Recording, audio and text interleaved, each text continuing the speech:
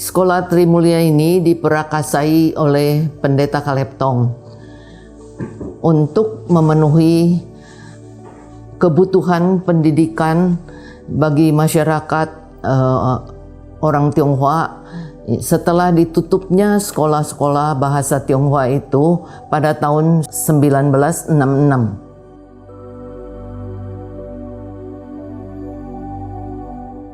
Sebelumnya ada seorang anggota yayasan yang namanya Kua Bun Leng. Dia adalah seorang pendidik juga. Dia pernah memimpi melihat di dalam kampus sekolah begitu banyak anak-anak, siswa-siswa yang bermain.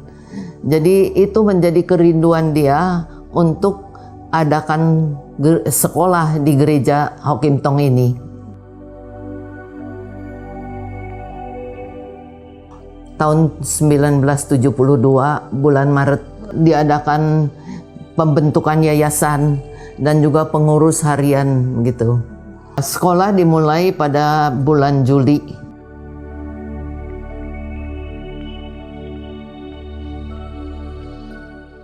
Kepala sekolahnya yang pertama adalah saya, Dorothy Tong.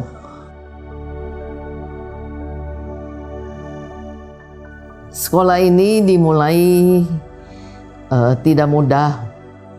Segala fasilitas yang diperlukan itu sangat terbatas. Jadi kita hanya menggunakan ruang-ruang yang ada di gereja Hokim Tong ini. Dengan kemurahan Tuhan serta promosi yang cukup menarik, munculnya TK SD Trimulya ini di Kota Bandung mendapatkan respon yang sangat positif. Ya. Jadi pertama kali kita buka jumlah yang daftar 80 orang siswa-siswi gitu. Ya, itu untuk TK saja. SD hanya satu kelas di Hokim Tong Gardu Jati. Kemudian jumlah murid sudah bertambah, baru kita pindah. Ya. Pada tanggal 1 Juli sebelum sekolah dibuka, kita mengadakan satu kebaktian pengucapan syukur di Hokim Tong. Begitu banyak orang yang hadir dan juga mendukung pekerjaan ini. Kegiatan ajar mengajar dimulai tanggal 3 Juli. Guru-guru yang kita rekrut itu kebanyakan adalah anggota Hokim Tong yang berpotensial. Juga ada guru-guru yang lulusan SPG, kita minta dari gereja lain. Ya. Tapi semuanya adalah orang Kristen yang setia. Dalam proses mengajar, kita taati ketentuan daripada Departemen Pendidikan di Kota Bandung ini pada zaman itu. Ya, jadi kurikulum silabusnya semua ikuti. Tetapi guru-gurunya kita juga mentugaskan untuk menginjili anak-anak di setiap kelas. Nah, agar anak-anak yang didikan kita itu mengenal Yesus Kristus sedini mungkin. Jadi sejak TK ya, kita sudah ngajar mereka siapa Yesus itu, bagaimana bisa masuk surga, begitu ya. Dan orang-orang tua itu yang mendaftarkan anaknya harus setuju bahwa anaknya itu setiap minggu mesti hadir di dalam sekolah minggu. Tapi kalau anak-anak dari gereja lain, ya orang tuanya juga harus memperlihatkan bukti bahwa mereka ikut sekolah minggu, begitu. Ya, jadi kita melihat di dalam sekolah Trimulya ini di SD maupun TK, suasana rohaninya itu sangat tebal. Ya, setiap tahun sekarang naik satu tahap. Ya, jadi kelas 1, kelas 2, kelas 3 sampai kelas 6. Ya. Dan karena guru-guru sehati untuk mendidik anak-anak ini, juga menginjili anak-anak.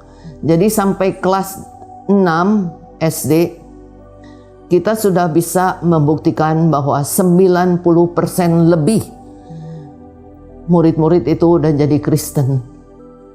Jadi ada orang yang mengatakan, kalau mau anak-anak kamu menjadi penginjil pendeta, antarlah mereka ke Trimulya begitu.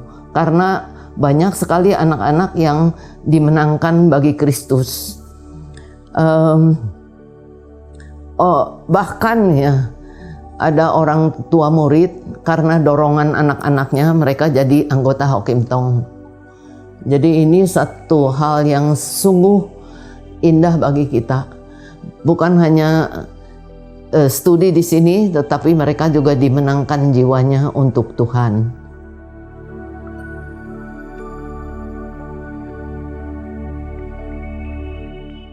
Saya mengharapkan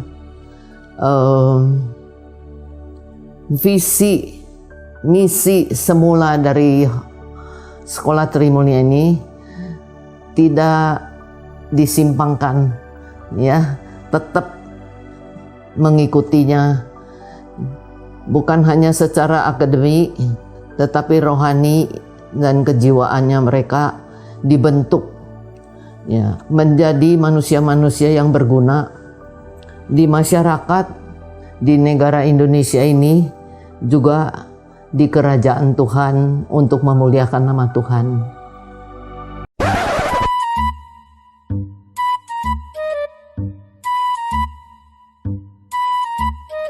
Ada muridnya, ada yang nakal, itu Pak Kaleb semua masuk ke kelas bantu karena terus ada yang ada yang pingsan atau apa, wah itu semuanya turun tangan, ya. Dan baju seragam Trimulya itu desain Pak Kaleb. Betulnya kalau di atas putih, di bawah biru, itu kan lebih enggak kotor. Tetapi supaya anak-anak dilatih, bawahnya putih harus bersih. Jadi lebih menjaga diri supaya enggak kotor gitu.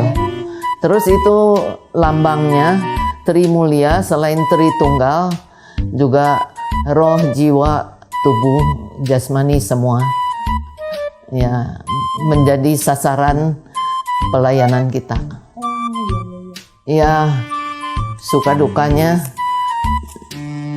tempat itu menjadi masalah, ya. Jadi disekat-sekat, guru-gurunya kalau cerita bisa kedengaran sebelah, ya. Jadi harus diatur.